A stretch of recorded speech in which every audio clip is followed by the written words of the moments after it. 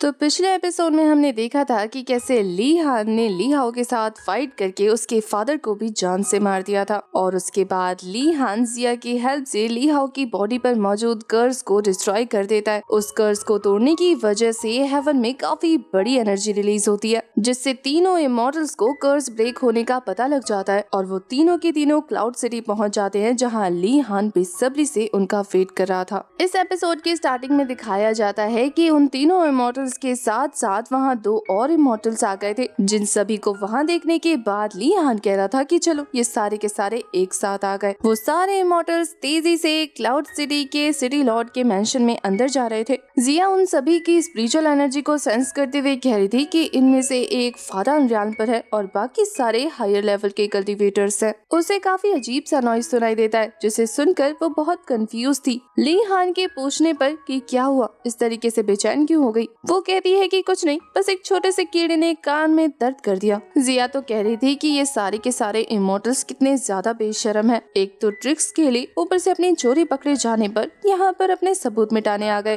पर ली हान का कहना था कि इन्हीं के लिए तो ये जाल बिछाया था। वो सभी तेजी से अटैक कर देते हैं, जिस अटैक को डॉच करते हुए ली हान अपनी स्वॉर्ड से एक जबरदस्त स्लैश लगाता है, जिसे रोकने के लिए तो इमॉर्टल्स को अपनी सारी स्ट्रेंथ लगानी पड़ रही थी। पर ली हान तो उस पूरे के पूरे मेंशन को ही डिस्ट्रॉय कर देता है, जिससे वो सभी फाइट करने के लिए कोर्टयार्ड में आ जाते हैं। ली हान इतना ज्यादा गुस्से में था और वो इतनी तेजी से स्लैशेस लगा रहा था कि उन्हें इमॉर्टल्स को संभलने का या अटैक करने का मौका ही नहीं मिलता। वो तो ली हान के अटैक से पूरी तरीके से कंफ्यूज हो गए थे, इसलिए वो पीछे हटते वे खुद को बचाने की कोशिश करने लगते हैं। वहीं ली हान के अटैक्स की वजह से वो जगह पूरी तरीके से खंडहर बन गई थी। अब वो सारे इमॉर्टल्स वाटर टेक्निक का यूज करने लगते हैं, जिसे देखने के बाद जिया कह रही थी कि कमाल की बात है, वाटर टेक्निक यूज करना आता है इन्हें। लगता है अब ये फाइट और भी ज्यादा इंटरेस्टिंग हो जाएगी। मुझे तो बहुत मजा आ रहा है, देखना ये है कि अब तुम इस सिचुएशन को कैसे संभालते हो। पर ली हान तो अपनी फाइट को रिलीज करते हुए काफी ज्यादा सीरियस लग रहा था। उसकी डेडली आईज इस बात का सबूत थी कि आज वो इन सभी को जान से मार देगा। वो अपनी ब्लैक एनर्जी रिलीज करते हुए उनमें से एक इमॉर्टल के अटैक को ब्लॉक कर लेता है। वो दोनों जैसे ही अपनी स्वॉर्ड को टकराते हैं, एक तेज एनर्जी रिलीज होती है, जिससे वो दोनों ही पीछे हट गए थे। जिया उस इमॉर्टल के फाइट करने के पैटर्न को देखने के बाद सोच रही थी कि ऐसा क्यों लग रहा है कि मैं इसके सेट को जानती हूँ। क्या ये अपनी आइडेंटिटी छुपा कर फाइट करने की कोशिश कर रहा है, पर इसे पता नहीं कि मैं इसे बड़े गौर से ऑब्जर्व कर रही हूँ। मुझे पता लग चुका है कि ये कौन है। दूसरी तरफ इमॉर्टल के साथ फाइट करते हुए ली हान को उस इमॉर्टल ने घायल कर दिया था, जिससे उसके चेस्ट पर अजीब सी एनर्जी दिखती है, जिसे देखने के बाद जिया कह रही थी कि संभाल के फाइट करना इनके साथ। इनके पास एबिलिटी है कि ये खुद को पानी में ट्रांसफॉर्म कर सकते हैं, इसलिए ये तुम पर कहीं से भी अटैक कर सकते हैं और इन्हें अपनी इस एबिलिटी का यूज करना बहुत अच्छे से आता है। और होता भी बिल्कुल ऐसा ही है। वो चारों के चारों इमॉर्टल्स पानी से बदलते हुए ह्यूमन फॉर्म में आकर एक साथ ली हान पर अटैक करते हैं, जिनके अटैक को ब्लॉक करने के लिए ली हान ने अपने आसपास एक स्पिरिचुअल शील्ड क्रिएट कर ली थी। वो तो कहता है कि चाहे ये लोग कुछ भी यूज कर ले, आज मैं इन्हें बच के जाने नहीं देने वाला। ये बोलने के बाद वो अपनी एनर्जी को और ज्यादा इंक्रीज करने लगता है। तभी अचानक से ऊपर से वो फिफ्थ इमॉर्टल भी अपनी स्वॉर्ड के साथ ली हान के उस बैरियर को डिस्ट्रॉय करने की कोशिश कर रहा था, पर ली हान के एक जबरदस्त रिलीज करने के बाद वो सभी उससे काफी दूर हट जाते हैं। वो सभी अपनी अपनी स्वॉर्ड को ली हान की तरफ थ्रो कर चुके थे, जिससे उनकी स्वॉर्ड ली हान की बॉडी के अंदर एंटर हो जाती है।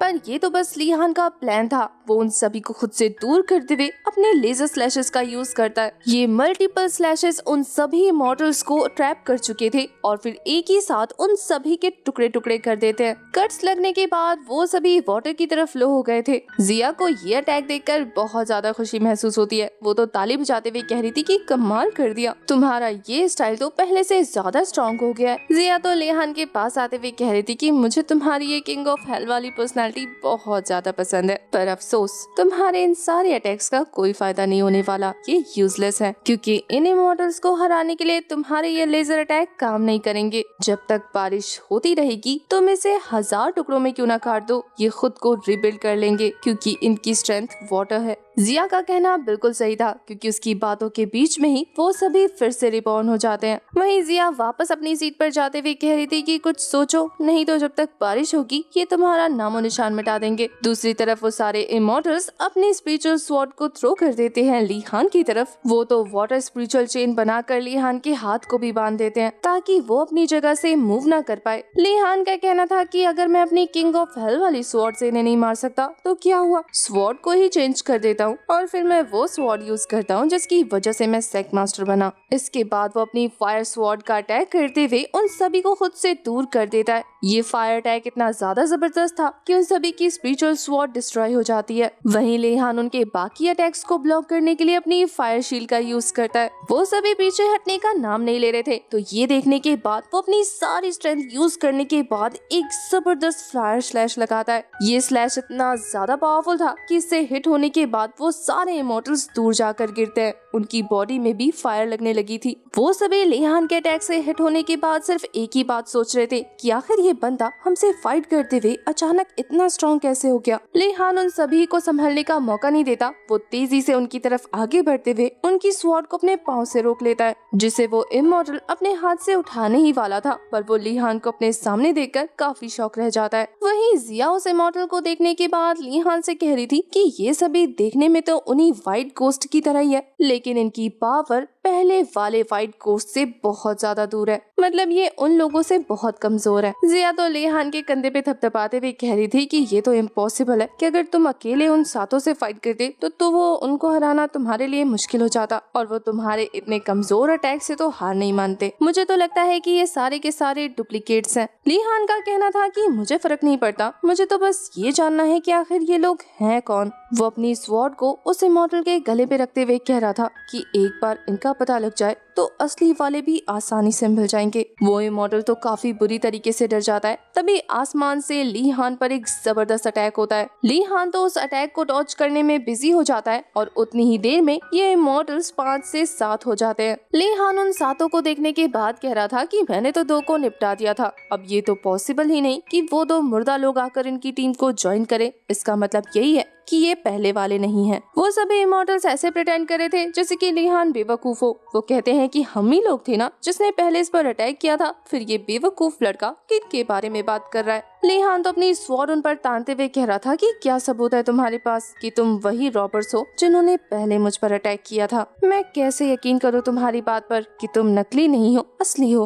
वो इमॉर्टल तो कहता है कि तुम्हारी हिम्मत कैसे हुई हमें इतना ज्यादा कमजोर और नकली गहर गुजरा समझने की, तुम्हें तो आज हम जिंदा नहीं छोड़ने वाले। ये बोलने के बाद वो सभी चारों तरफ बढ़कर लेहान को चारों तरफ से घेर लेते हैं और फिर वो सभी अपनी स्पिरिचुअल पावर को कंबाइन करके वहाँ पर एक फॉर्मेशन क्रिएट कर चुके थे। उनकी बॉडी से एक अजीब स्पिरिचुअल तिलिस्मान रिलीज होता है जो उन्हें पावर देने लगता है, जिसकी वजह से उनकी स्वॉर्ड में कोस्टली पावर आ गई थी। और ये देखने के बाद जिया मुस्कुराते हुए कह रही थी ये सभी लोग जिस टेक्निक का यूज कर रहे हैं वो नेदर किलिंग फॉर्मेशन है। इससे आप आसमान में हो रही थंडर को अट्रैक्ट करके उसकी पावर को एब्जॉर्व करके स्पिरिचुअल पावर क्रिएट कर सकते हैं। जिया तो कह रही थी कि ये काफी खुफिया टेक्निक है, इस फॉर्मेशन को मिन्हुआ टावर के लोग यूज करते हैं। जिया तो कह रही थी कि लगता है ये तुम्हें मारने के लिए इतना ज्यादा डेस्परेट हो गए कि इनके लिए फर्क नहीं पड़ता कि अपनी आइडेंटिटी को तुम्हारे सामने एक्सपोज कर दें। वैसे ये तुम्हारे लिए ही अच्छा है, तुम्हें पता लग गया कि आखिर ये कहाँ से आए हैं। लेहान इस बात पे कोई रिएक्ट नहीं करता, बल्कि वो काफी ज्यादा सीरियस होकर उन्हें फॉर्मेशन क्रिएट करते हुए देख रहा था। उसमें से एक बंदा अपने गोस्टली स्वॉर्ड का यूज करते हुए लेहान पर अटैक थ्रो कर देता है। लेहान उस अटैक को ब्लॉक करते हुए कह रहा था कि मिन्हुआ टाउन हाँ, और फिर वो उस बंदे को डिस्ट्रैक्ट करते हुए उसके अटैक को डॉज करके उसके हाथ को काट देता है।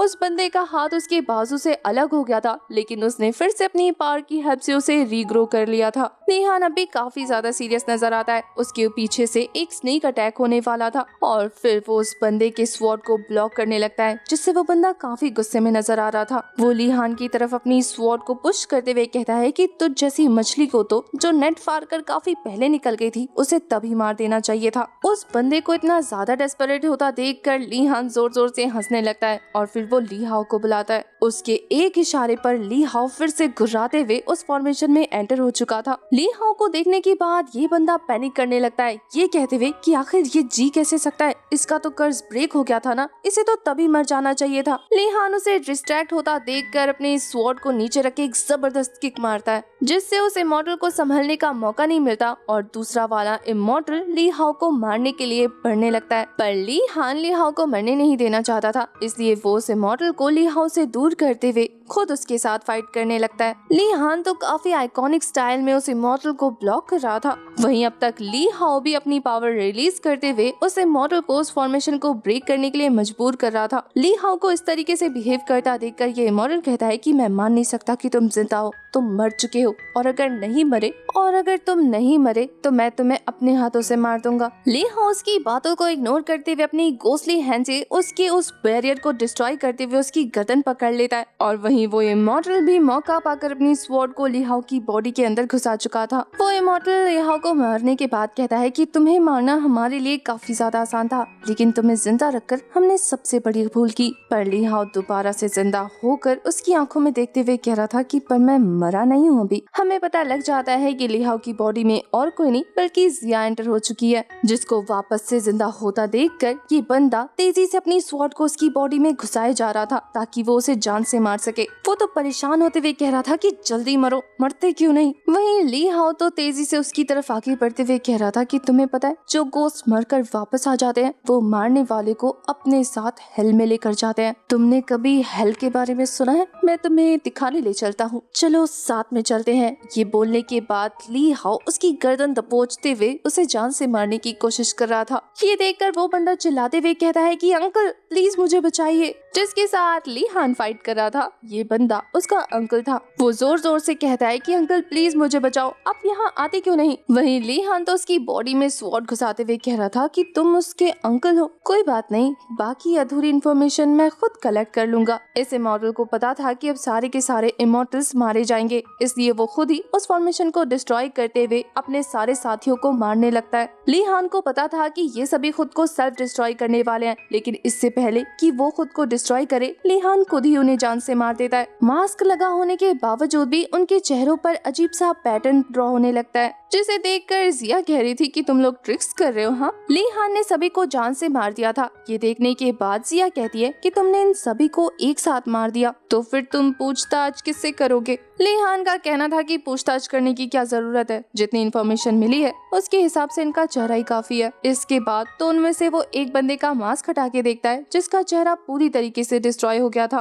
जिया तो ली हान को छेड़ते हुए कह रही थी कि अरे बाप रे, इनके चेहरे ही काफी थे ना तुम्हारे लिए, पर ये तो डिस्ट्रॉय हो गए। तुमने लगता है इन्हें कुछ ज्यादा ही जल्दी मार दिया, थोड़ी देर और करते तो ये अपनी बॉडी ही डिस्ट्रॉय कर देते। वो तो हंसते हुए कह रही थी कि अब क्या करना है। ली हान तो उन इमॉर्टल्स का मास्क उठाते हुए कह रहा था कि मिंगो हॉल के बारे में पता लग गया ना, वहाँ चल के पता करते हैं। वहाँ जाने के बाद हमें ये तो पता लगेगा कि इन सभी को कंट्रोल कर कौन रहा है। ये बोलने के बाद वो गुस्से में उस मास्क को डिस्ट्रॉय कर चुका था। जिया को फिर से वो अजीब सा शोर सुनाई देने लगता है, जिससे वो अपने कान बंद करके कहती है कि बस करो, मैं थक गई हूँ इस शोर से। ली हान के पूछने पर कि आखिर कौन सी आवाज तुम्हें परेशान कर रही है, जिया का कहना था कि कोई तो स्काई आई पावर को यूज कर रहा है, जिसकी वजह से ये अजीब सा शोर मुझे परेशान कर चुका है। जिया एक गोस्ट है, अगर कोई उसे परेशान कर रहा है तो इसका मतलब उसे जिया की आइडेंटिटी के बारे में पता है। ये जानते ही ली हान काफी ज्यादा सीरियस हो चुका था। नेक्स्ट सीन में हमें मास्टर यी फैंग को दिखाया जाता है, जो काफी गुस्से में अपना फेट चेक कर रही थी। बार बार उस मैकेनिज्म को यूज करने के बाद उसे एक ही फेट नजर आता है, जो कि था कि वो कल मरने वाली है। वो बहुत ज्यादा एग्रेसिव होते हुए कह रही थी कि ऐसा कैसे हो सकता है, मैं एक दिन में कैसे मर सकती हूँ। मैंने कितनी बार अपनी किस्मत को चेंज करने की कोशिश की, लेकिन अभी भी वही रिजल्ट निकल रहा है। मास्टर यी फैंग का किस्मत बताने वाला तोता भी उनकी हरकतों से परेशान हो चुका था। वो तो अपने तोते को खुद से दूर फेंकते हुए कह रही थी कि ऐसा कैसे हो सकता है, मैं इतनी देर से कोशिश कर रही हूँ लेकिन एक दिन भी नहीं बढ़ा पा रही हूँ। आखिर मेरे पास एक दिन कैसे बच सकता है, मुझे तो कोई बीमारी भी नहीं है, मैं तो पूरी तरीके से ठीक हूँ। पक्का मैंने कैलकुलेशन में कोई गलती की होगी। इसलिए वो फिर से अपनी पूरी स्ट्रेंथ लगाकर अपना फेट चेक करती है, जो फिर से वही निकलता है कि उसके पास सिर्फ एक दिन बचा है। वो बार बार अपनी पावर का यूज करते हुए अपनी फेट को चेंज करने की कोशिश कर रही थी। अब तक तो उसके बिहेवियर से उसका तोता भी एग्जॉस्टेड फील कर रहा था और वो पागलों की तरह सिर्फ एक ही बात दोहराती जा रही थी कि मुझे यकीन नहीं है, मैं नहीं मरने वाली, ये इम्पॉसिबल है। काफी देर तक कोशिश करने के बाद वो थक हार के ये सोचने लगती है कि मैंने किसी का क्या बिगाड़ा होगा जो कोई मुझे मारना चाहेगा। थोड़ी देर सोचने के बाद वो कहती है कि कहीं ये ली हान तो नहीं, पर मैंने तो सिर्फ उसे 1-2 बार डांटा है, इसलिए वो मुझे जान से थोड़ी ना मारेगा। मैंने इससे ज्यादा बुरा तो बाकी सबके साथ किया है, आखिर इतने बुरे के लिए कोई किसी को थोड़ी ना मार सकता है। मास्टर का तोता उसके सामने नाचते हुए कह रहा था कि क्या तुम अपनी मौत को बदलना चाहती हो, क्या तुम अपनी मौत को बदलना चाहती हो। वो तो गुस्से में उसे फिर से फेंक चुकी थी और फिर वो सोचने लगती है कि वो अपनी मौत को कैसे टाले। थोड़ी देर लेफ्ट राइट करने के बाद वो एक ही कंक्लूजन पे निकलती है कि इस सेट में सिर्फ ली हान ही है जो उसे मार सकता है, लेकिन अगर वो इसे मारना चाहता है तो फिर उसने उसका क्या बुरा किया होगा। वो सोच रही थी कि मास्टर के मरने से पहले क्या मैंने उसके साथ कुछ बुरा किया है जो मुझे याद नहीं, और अब वो वापस आया है सिर्फ मुझसे बदला लेने के लिए। एक यही वजह हो सकती है जो वो मुझे मारना चाहता हो, वरना इसके अलावा मैंने प्रेजेंट में कोई गलती नहीं की। अपने मास्टर को इतना ज्यादा परेशान देखने के बाद उसका तोता उसे सजेस्ट करता है कि क्यों ना तुम उसे मार दो, क्यों ना तुम उसे मार दो। मास्टर को भी ये आइडिया बहुत जबरदस्त लगता है। वो कह रही थी कि वो मुझे मारे इससे पहले मैं उसे मार देती हूँ, पर वो एक पवेलियन मास्टर है। मुझसे पहले भी कितने लोगों ने उसे मारने की कोशिश की, लेकिन सभी उसके हाथों मारे गए। मैं इतना बड़ा रिस्क नहीं ले सकती, मुझे पहले कोई अच्छा सा प्लान बनाना होगा, उसके बाद ही मैं उसे मारने का रिस्क लूंगी। ये बोलते हुए वो काफी ज्यादा सीरियस लग रही थी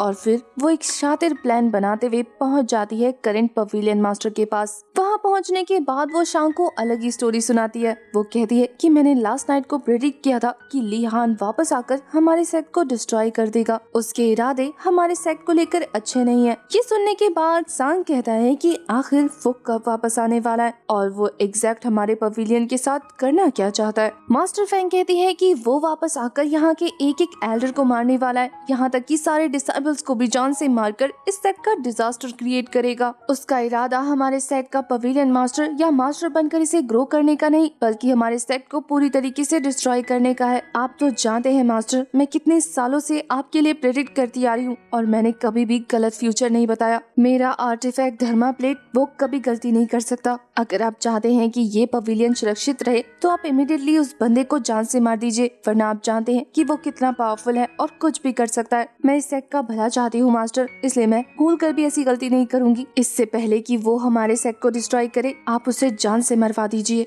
वरना एक बार चीजें हमारे हाथ से फिसल गई तो हम इसे कंट्रोल नहीं कर पाएंगे। उस बंदे का गुस्सा तो आपने देखा ही है, उसे रोकना बहुत ज्यादा मुश्किल हो जाएगा। सांग एक पवेलियन मास्टर होने की वजह से इतनी जल्दी कोई फैसला नहीं ले सकता था, इसलिए वो मास्टर ये फैंग की बातें सुनने के बाद कह रहा था कि ये बहुत बड़ा एलिगेशन है, मैं बिना किसी प्रूफ के तुम्हारी बात पर यकीन कैसे कर सकता हूँ। मास्टर ये फैंग खुद को बचाने के लिए कहती है कि मास्टर शायद आप ओल्ड सेक्ट मास्टर के रूल्स को भूल गए हैं, उसके अकॉर्डिंग धर्मा डिस्क की कोई भी बात रिवील नहीं की जा सकती। ये सुनकर करंट सेक्ट मास्टर सांग कहता है कि फिर मैं कुछ नहीं कर सकता क्योंकि ये बहुत बड़ा एलिगेशन है। ये सुनकर मास्टर ये फैंग को बहुत ज्यादा गुस्सा आ रहा था, इसलिए वो ना चाहते हुए अपने उस धर्मा डिस्क को मास्टर के सामने पेश कर देती है और फिर अपनी पावर की हेल्प से गलत रिजल्ट शो करने लगती है। उस गलत रिजल्ट को देखने के बाद करंट मास्टर सांग कह रहा था, तुमने इसे दोबारा मेरे सामने प्रेडिक्ट क्यों नहीं किया, ये पहले से ही क्यों प्रेडिक्ट हो रखा है। सांग को इतना गौर से उस डिस्क को देखता देखकर मास्टर ये फैंग कहती है कि वो मैंने कल रात को बहुत ज्यादा टेस्ट कर लिया था, इसलिए ये आर्टिफैक्ट अब मुझे दोबारा इसे यूज करने नहीं दे रहा है। काफी देर तक एक ही चीज को प्रेडिक्ट करने की वजह से ये एक ही रिजल्ट शो कर रहा है, पर इसकी वजह से अब तो आपको यकीन हो गया ना। सांग का कहना था कि अगर ली हान को मारना है तो फिर उसके वो डिसाइपल किसी काम के नहीं है, क्योंकि उनकी कल्टीवेशन लो है, उन्हें ली हान देखते ही ऐसे ही मार देगा। इसलिए अगर ली हान को मारना है तो कुछ बड़ा सोचना होगा। ये सुनते ही मास्टर ये फैंग कहती है कि एल्डर शायद आप भूल रहे हैं कि हमारे पास इविल आई टेक्निक है, उसको एक्टिवेट कर देते हैं। ये सुनकर सांग ये फैंग की बातों पर एग्री कर जाता है और वो कहता है कि ठीक है, इस काम को तुम अपने हाथ में ले लो। ये सुनने के बाद तो मास्टर ये फैंग काफी ज्यादा खुश हो जाती है और ये चीज सांग ने नोटिस कर ली थी, इसलिए जब वो वहाँ से जाने लगती है तो सांग कह रहा था कि मास्टर ये फैंग अगली बार से अपनी ये लिटिल ट्रिक्स मेरे सामने मत खेलना। वो समझ जाती है कि सांग को सब कुछ पता है, लेकिन वो इस बात के बहाने को यूज करके ली हान को रास्ते में हटाने में उसके साथ है। दूसरी तरफ हमें ली हान को दिखाते हैं जो कि जिया के साथ आगे बढ़ रहा था। रास्ते में एक क्लिफ आ जाता है जिसे देखने के बाद ली हान काफी कंफ्यूज लग रहा था। वो जिया से कहता है कि जितना मुझे अच्छे से याद है यहाँ पर एक रोड हुआ करती थी, अचानक से रातों रात क्लिफ कैसे आ गई। जिया तो कहती है कि क्या फर्क पड़ता है, यहाँ पर रोड हो या क्लिफ, हम दूसरा रास्ता ले लेते हैं ना। यहाँ बैठकर क्या आप यहाँ पर रोड बनाओगे? ली हान को आसपास की जगह काफी ज्यादा मिस्टीरियस लग रही थी, फिर भी वो जिया की बात मानते हुए वहाँ से जाने लगता है। उसके जाते ही वहाँ पर एक डिमोनिक एनर्जी सेंस हो रही थी। वहाँ की मूर्तियों के पीछे एक आदमी छुपा हुआ था जो कि ली हान पर नजर रख रहा था,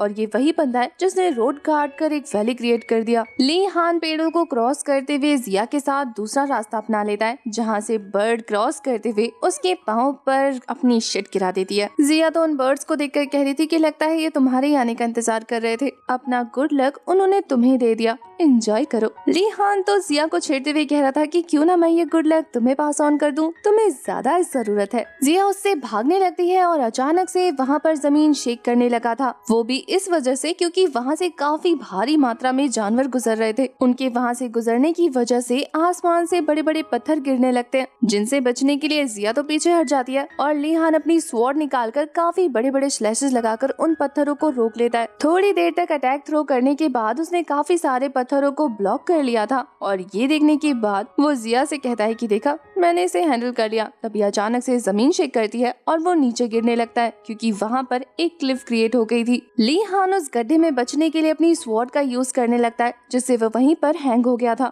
जिया का कहना था कि लगता है आज तुम्हारी किस्मत ही खराब है, या फिर ये वैली तुम्हारे लिए बैड लक लेकर आ गया। ली हान अपने स्ट्रॉन्ग पावर का यूज करने के बाद सभी पत्थरों को हवा में ही रोक चुका था, और उसके बाद वो उन पर जंप करते हुए उस क्लिफ से ऊपर आ जाता है। अब तक जिया को पता लग गया था कि ये वैली असल में 7 ट्रिब्यूलेशन थंडर वैली है, जहाँ पर बहुत ज्यादा मात्रा में थंडर गिरते हैं और इनसे बचना ऑलमोस्ट नामुमकिन है। ये सुनने के बाद ली हान जिया से कह रहा था कि आज तो बहुत ज्यादा धूप निकली थी, आज थोड़ी ना मौसम खराब होगा। पर उसके ऐसा बोलने के तुरंत बाद ही आसमान से जोर जोर से बिजलियां गिरने लगती हैं। वो उन अटैक्स को डॉज करते हुए कह रहा था ऐसा कैसे हो सकता है, मौसम तो बिल्कुल साफ था ना। पर जिया का कहना था कि ये क्लिफ बदनाम है इसीलिए क्योंकि यहाँ पर हेवन से थंडर आता है। ली हान काफी मुश्किल से उन थंडर से खुद को बचा रहा था क्योंकि वो थंडर सच में बहुत ज्यादा स्ट्रॉन्ग थे। दूसरी तरफ हमें उसी डिसाइपल को दिखाया जाता है जो ली हान पर नजर रख रहा था। वो जाकर मास्टर यी फेंग को ये खबर दे देता है कि ली हान सक्सेसफुली 9 थंडर ट्रिब्यूलेशन माउंटेन पहुंच चुका है। मास्टर यी फेंग भी ली हान की किस्मत चेक कर रही थी। वो काफी खुश होते हुए कह रही थी कि ली हान आज तो तुम उस वैले से मरकर ही बाहर आओगे, चाहे तुम्हारे पास कितनी ही स्किल्स क्यों ना हो, चाहे तुम कितने ही पावरफुल क्यों ना हो, पर इन हेवन के थंडर से बचना नामुमकिन है। पर फिर भी वो वहाँ पर ली हान की स्पिरिचुअल पावर को ग्लो करते हुए फील कर पा रही थी, जिसे देखने के बाद वो बहुत ज्यादा चिड़चिड़ी होती हुई कह रही थी कि तुम मर क्यों नहीं जाते, आखिर इतना स्ट्रगल क्यों कर रहे हो। वहीं दूसरी तरफ ली हान उन थंडर से बचने के लिए अपनी डिवाइन पावर का यूज करने लगता है, जिसके थ्रो से वो सारा का सारा थंडर गायब हो गया था और मौसम पूरी तरीके से चेंज हो गया था। जिया थोड़ा सोचते हुए कह रही थी कि ली हान तुम्हें ऐसा नहीं लगता जैसे एक के बाद एक ये मुसीबत किसी ने प्लान की हो तुम्हारे लिए? मुझे ऐसा क्यों लगता है कि ये तुम्हें परेशान करने वाला पर्सन अब तभी रुकेगा जब तक वो तुम्हें मार ना ले। तभी अचानक से जमीन शेक करने लगती है और ली हान बहुत ज्यादा गुस्से में कह रहा था कि फिर से वही सब शुरू हो रहा है। पर तभी उसे देखने को मिलता है कि सामने से बड़े बड़े जानवरों का ग्रुप आ रहा है, जिसे तेजी से ली हान की तरफ बढ़ता हुआ देखकर जिया कह रही थी कि कितना बकवास ट्रिक है किसी को मारने का, अगर तुम मुझे एक बार चांस दो तो मैं बाहर आकर इन सभी को खा जाऊं। ली हान काफी ज्यादा एग्रेसिव होकर अपनी आइस पावर का यूज करते हुए उन सभी बीस्ट को जान से मार चुका था और आधों को फ्रीज कर देता है। उसके एक ही अटैक से वो सारे बीस्ट अपनी अपनी जगह पर स्टक हो गए थे। ली हान तो सोच रहा था कि ऐसा कौन हो सकता है जो मुझे इतना डेस्परेटली मारना चाहे कि एक ट्रिक उसके लिए काफी ना हो। उसने मुझे मारने के लिए इतनी ज्यादा तैयारी कर रखी है कि हर प्लान के बाद एक गैप बैकअप बना रखा है। ऐसा कौन हो सकता है जिसे मेरे मरने पर बहुत ज्यादा खुशी मिले? जिया कहती है कि कहीं कोई ऐसा बंदा तो नहीं जिसे तुम्हारे ये सीक्रेट्स का पता लग गया हो और अब वो चाहता हो कि तुम इसे ना छुपाओ, या फिर तुम्हारे सीक्रेट्स जानने के बाद वो नहीं चाहता कि वो फंसे इसलिए तुम्हें मारना चाहता है। अचानक से उनकी बातों के बीच में फिर से जमीन शेक करने लगी थी और ये देखने के बाद ली हान समझ जाता है कि कोई बड़ी मुसीबत आ रही है। वो बहुत ज्यादा सीरियस होते हुए कह रहा था कि अब मैं इसे लाइटली नहीं ले सकता, अब मुझे उस बंदे को ये दिखाना होगा जो मुझे मारना चाहता है कि मुझे मारना इतना भी आसान नहीं है। तभी अचानक से उसके बर्फ के टुकड़े को डिस्ट्रॉय करते हुए वहाँ पर एक खतरनाक सा बीस्ट अपीयर हो गया था और उसके अटैक करने से पहले ही हमारा ये वाला एपिसोड हो जाता है खत्म।